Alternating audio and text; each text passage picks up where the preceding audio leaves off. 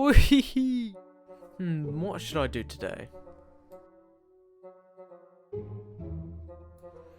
Okay, let's see what's going up here. Okay, wait, what? What's this text document? Fuck. Dear Mystic, we are contacting you because we have a common interest. My employer would like you to review Welcome to the Game. We have listened to your rants about wanting a new game to play/review. This has led us to this moment. My employer enjoys this said game to a tremendous degree. Therefore, he would like you to review this game. Also, give your honest opinion. Don't try to lie or act out that you enjoy/hate the game. We will know if you do.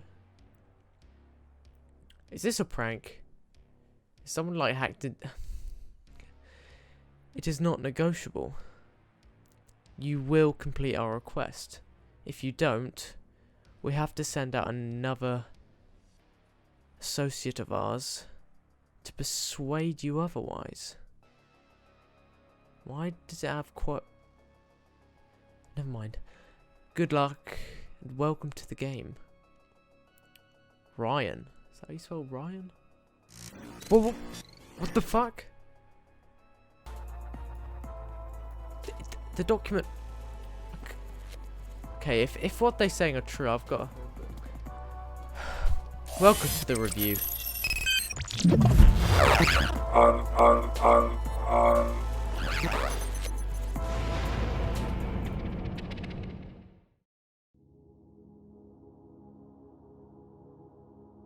Hello lads and ladies. Today we will be talking about a game that was popular in 2016 for its uniqueness and challenging gameplay. And that game is FIFA 17. I'm joking. No, I'm joking. The game we are talking about is Welcome to the Game. Welcome to the Game is a puzzle horror game made by Reflex Studios.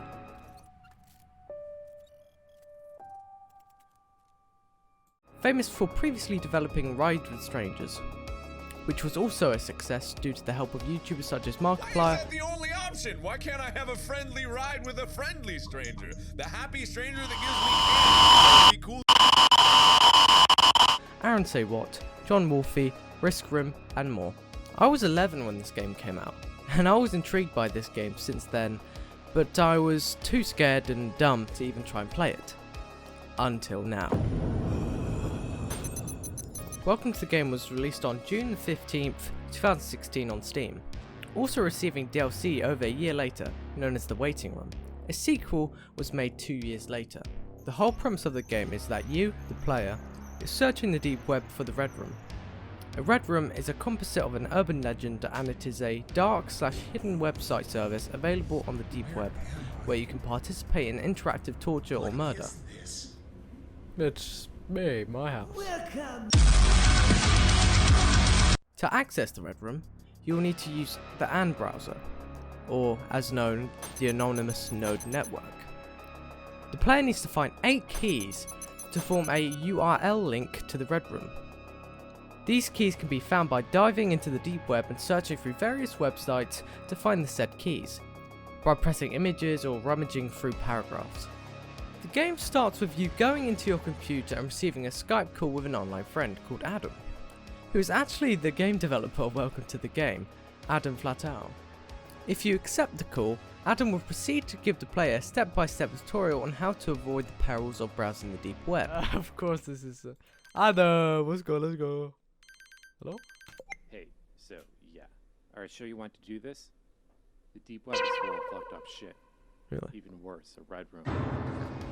Also teaching them how to ward off hackers, how to access the Red Room by searching for and obtaining 8 coded keys hidden in various websites, as well as information regarding the urban legend of the kidnapper and the breather, and how to properly deal with them, should you find yourself being targeted. After the section is finished, Adam bids the player good luck and hangs up.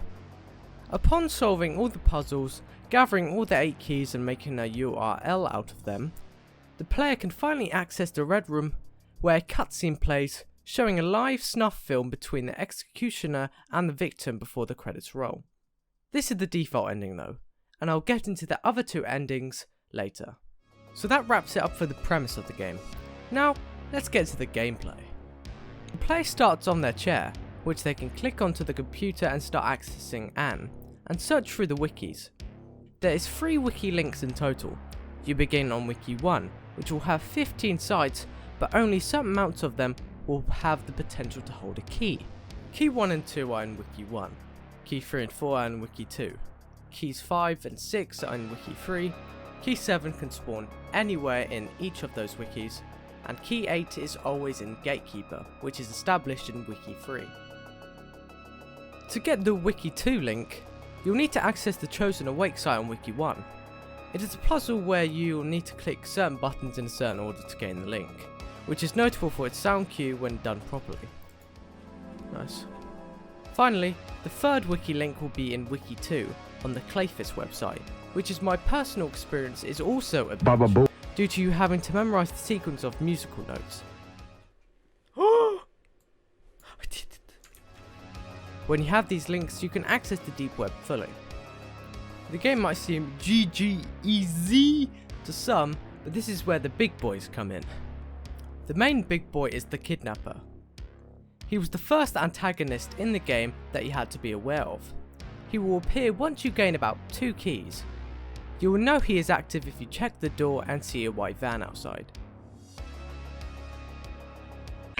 Why the hell is it always a white van? Why can't it be a hot pink van or something? Why do kidnappers always expose themselves to these stereotypes? Like, how about you don't show yourself off 24/7, you fucking idiot? The sound cue of him appearing is the sound of stepping on grass aggressively and hearing a murmur after it, which you then need to turn around with the S key and turn off the light, to which he will walk past the window and speak in Russian. Look at him. Look at him. He will continue to walk away, hearing his footsteps become fainter, and then perform another voice line, meaning that he is actually inactive for a certain period of time. I will list the voice lines here. Once the kidnapper goes, the breather is likely to appear after. The breather is a bold man in a mask and a hoodie, obviously not trying to catch the cove. He will call you like an obsessive girlfriend, wanting you to pick up the phone. If you pick up the phone, he will either breathe continuously until he hangs up or gives you threats.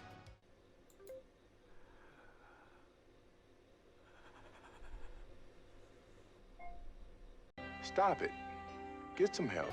Him breathing signifies that you have not gotten enough keys for him to become active, but if he threatens you, he is active and will attempt to attack you. No, he's still trying to get in. Fuck off!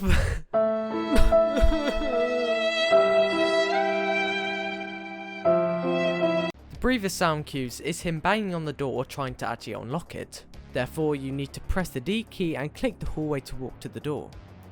If he is there and the doorknob will say, hold knob, which I have heard many times before, he's here.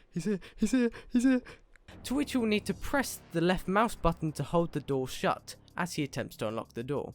Which he tries to do many times, even though the door's fucking locked, you silly slut. He'll eventually leave by hearing him walk away. These gamers are not the only things in the game that will disrupt your search for the red room and your weird obsessions. But hackers will also attempt to hack you by tracing your IP address. This is done if you visit certain websites, such as Screenbitch, The Prey, Zero Day, Black Cat Post, Hidden Cams, Illuminati, Kill For Me, and Legion. In response, you'll need to reset your modem by clicking the right mouse button and aiming at the modem pressing the left mouse button. However, once you reset your modem, you cannot move around, so if the kidnapper or breather arrive, you are screwed. There are 3 main hacks that Adam established in the tutorial. A kernel hack is where the player is given lines of code that they must quickly copy down through the kernel compiler with fast typing and precision. A vape hack, or a vector access performance executor, is where the player is presented with the cloud grid, being a grid of squares. Some squares are filled with memory segment blocks, which are out of order. The player must rearrange them so that no 2 blocks are next to each other or adjacent, and once that is done, the hack will be blocked. The final hack is a DOS hack, or a denial of service hack. The player has to use the DOS blocker tool to relay the information packets through all empty nodes by clicking them to change the direction of the relay, and then reach the exit node, blocking the hack. This could be sped up by pressing the middle mouse button. Getting hacked can result in you losing your notes and losing days, because the red room is only open for 30 days. So if you don't get all the keys in those days, game over. Sometimes you will not lose your notes, meaning you will not lose your found keys and links. It is recommended that you keep the keys and links on your actual notes on your PC, unless you get hacked on there as well. Obviously, the most recent version of Welcome to the Game is 2.0. On the first patch of Welcome to the Game, you'd have to find a key on any websites that have a chance of having them. But on the second patch, the search bar will stay blue for about 1 second longer when the website is open, meaning there is a key to be found. The more keys you have, the more active the enemies will be. Only certain websites though will actually have the potential to hold a key, so the Welcome to the Game wiki comes in handy. Final key will be in the Gatekeeper website. The Gatekeeper possesses questions you'll need to answer. 4 options will be presented, but 1 will be right. If the player answers a single question of the quiz incorrectly, access will be denied and the player will be immediately hacked in every case.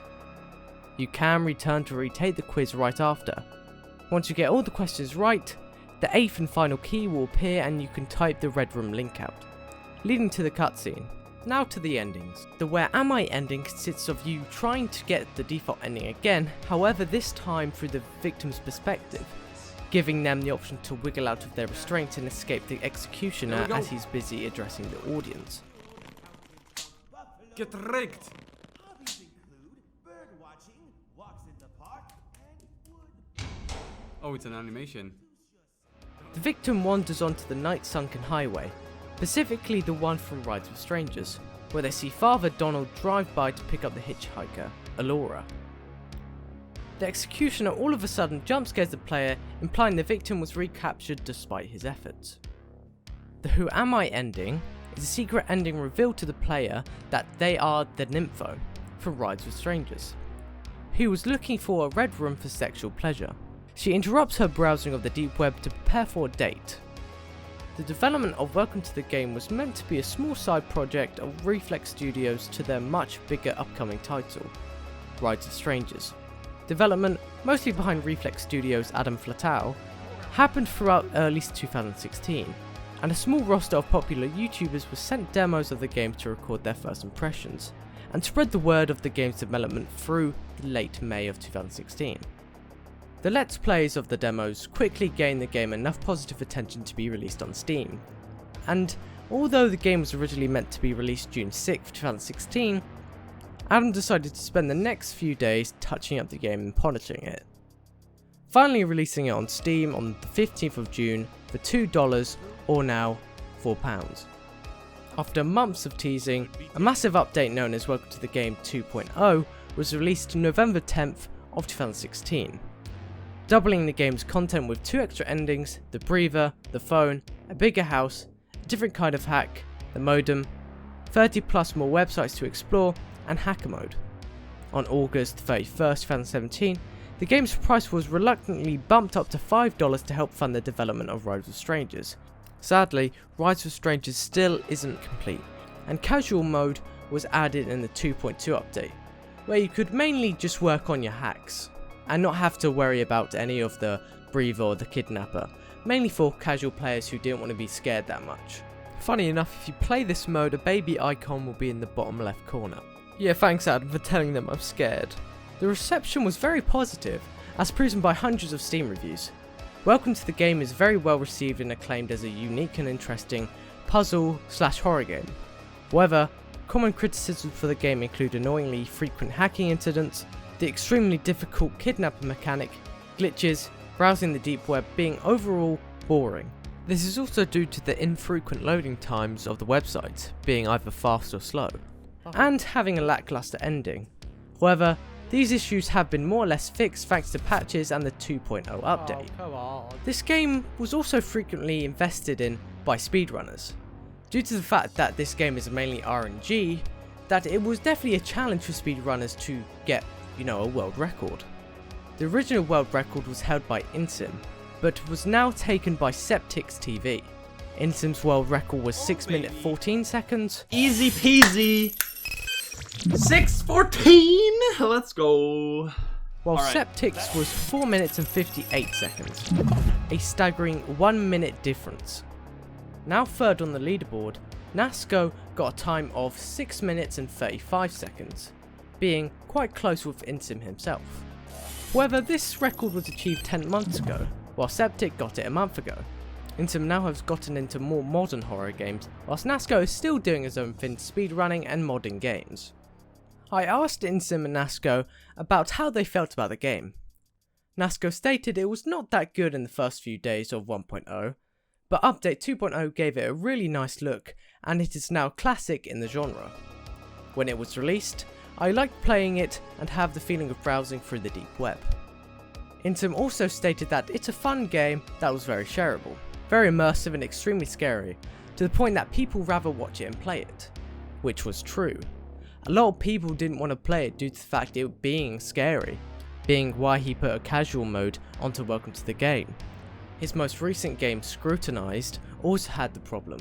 Not many people wanted to play it due to it being scary, meaning less revenue if no one actually wants to buy it.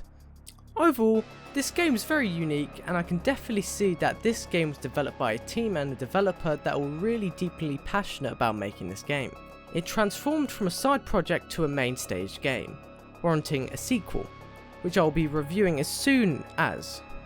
With the help of YouTubers at the time, this game skyrocketed to the mainstream players, which was deserved.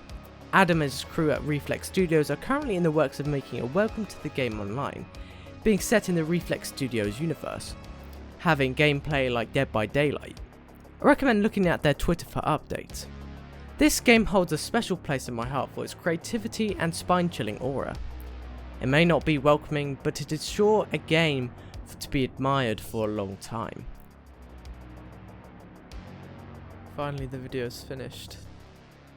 How was I thinking of getting myself into this? Hope they liked the video, because they're gonna send one of their associates after me. What the?